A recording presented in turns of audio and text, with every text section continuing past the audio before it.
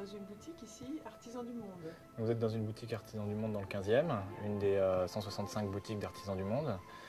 Aujourd'hui, qui est gérée par quelques-uns des 5000 bénévoles du réseau. On a 3 piliers Artisans du Monde. On a le pilier commercial, donc avec les boutiques on vend. On a le pilier éducation qui est extrêmement important. C'est-à-dire que pour ça qu'on n'est pas en grande surface, c'est que tout produit vendu n'est pas juste un produit, il doit avoir une information derrière, doit expliquer pourquoi on vend ce produit, pourquoi il est fait comme ça, d'où il vient, où il va, pourquoi notre acte d'achat, qu'on paraît peut-être inconscient de quelques euros en France, va changer énormément à l'autre bout du monde. Ce genre de choses, et ça induit automatiquement le troisième pilier qui est le plaidoyer pour essayer de faire changer un peu les règles du commerce international pour la rendre plus éthique, plus juste. Le principe du commerce équitable, c'est vraiment, il y a le mot commerce, donc c'est faire du commerce. C'est faire un commerce qui est différent par rapport au commerce traditionnel qu'on connaît aujourd'hui, mais c'est faire du commerce, c'est-à-dire que dans toute chose, il y a une relation financière. Après, la question est de savoir comment se fait cette transaction financière, sur quel principe elle se base et si elle prend vraiment en compte les problématiques de tous les participants.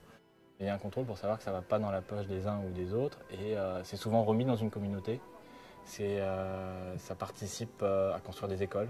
Ça participe à construire les maisons de la communauté, à acheter de nouveaux outils de production pour que ça soit plus simple. C'est participer réellement et complètement au développement d'une vie locale et pas juste acheter un produit. Et alors vous avez plus des denrées alimentaires ou Alors là c'est encore une spécificité d'Artisans du Monde, c'est qu'on a des produits alimentaires, on a 120 références en alimentaire environ. Pour la plupart labellisés par Max Havelaar, encore aujourd'hui, ce qui veut dire que c'est la garantie au sud. Et on a dans les 1000 références en artisanat, et ça c'est la spécificité du réseau, puisqu'on est à peu près les seuls à avoir autant de références en artisanat, les seuls à vraiment faire de l'artisanat à un volume assez conséquent, et pas juste sur quelques boutiques, les seuls à vraiment avoir pour pouvoir apporter une réelle garantie derrière sur l'artisanat, sur le suivi de producteurs depuis longtemps. Donc ça c'est extrêmement important pour nous. Et quand on regarde les objets, on a l'impression que c'est un objet unique, quoi. C'est de l'artisanat d'art. Ils ont de l'aide de machines, bien entendu, qui les aident dans leur production, mais globalement c'est tout objet travaillé à la main, fini à la main. Donc il n'y a aucun objet qui est identique. Ce qui amène un petit cachet en plus, de se dire qu'on a vraiment un objet personnel à soi, qu'on s'est trouvé, avec une petite patte d'auteur dessus, ce qui est assez sympa. En fait, on est venu aussi parce que vous nous avez parlé de chocolat.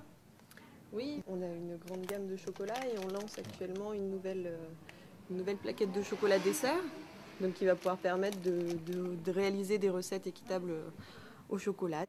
Donc le principe d'avoir des produits comme ça de base, comme du chocolat dessert, c'est de montrer qu'on peut aussi mettre de l'équitable au quotidien dans sa cuisine, par exemple, comme on peut en mettre dans sa maison par l'artisanat. On peut aussi cuisiner équitable et biologique aussi. En fait, nous, tous les ans, comme beaucoup de groupes artisans du monde, pendant la SSI, la Semaine de la Solidarité Internationale qui se passe en ce moment, on fait des ventes pour lancer Noël et avec une thématique. Cette année, c'est sur l'Afrique. On fait une grande vente où on retrouve tous les produits du commerce équitable, pas juste les produits africains, mais on met plus l'avant dessus, on met plus l'avant sur des conférences, sur des présentations de coopératives africaines.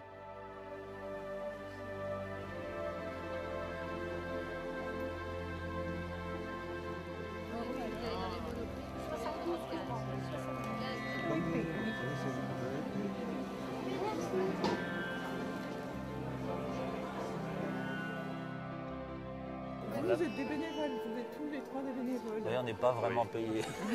On est payé de retour pour ce qu'on fait, mais... Exactement. Non, mais on nous a expliqué que l'idée, c'était quand même qu'il y avait beaucoup de bénévoles. Oui, il y a beaucoup de bénévoles, mais je dis parfois que si on est venu militer, c'était quand même par conviction, mais qu'en réalité, en retour, on ne l'a pas cherché. Il y a vraiment un courant d'amitié, une solidarité entre les personnes qui est assez étonnant. Et lorsqu'on distribue des tracts, c'est intéressant parce que vous avez les personnes qui passent à toute allure sur les marchés, j'entends, et puis qui vous disent c'est de la politique. Alors des fois j'ai envie de répondre oui, parce que les inégalités dans le monde, c'est de la politique si on veut essayer de le résoudre.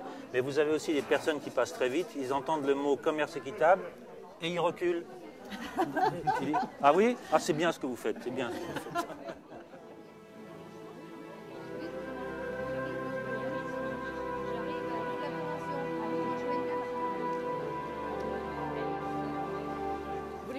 Chansons. Ils sont beaux les petites chansons. Ouais. Et là c'est fabriqué où? Au Pérou. Au Pérou. Et l'idéal, ça serait qu'on n'ait plus besoin d'artisans du monde. Que toutes les coopératives qui aujourd'hui s'adressent à Artisans du monde parce qu'elles sont des petits producteurs en difficulté qui ont besoin de conditions un peu particulières pour se développer, un jour arrivent à atteindre un niveau de production, de connaissance des marchés, de connaissance des normes suffisant pour se passer d'artisans du monde. Parce que une de nos difficultés dans la crédibilité, nous sommes tous des bénévoles. Comment pouvons-nous prétendre être un maillon de commerce en face du reste du commerce alors que nous sommes tous des bénévoles et nous ne prétendons pas, ça c'est une chose sur laquelle il faut être clair, nous ne sommes pas une alternative au commerce traditionnel qui se fait aujourd'hui. Nous sommes le grain de sel qui veut faire évoluer le commerce vers plus d'équité.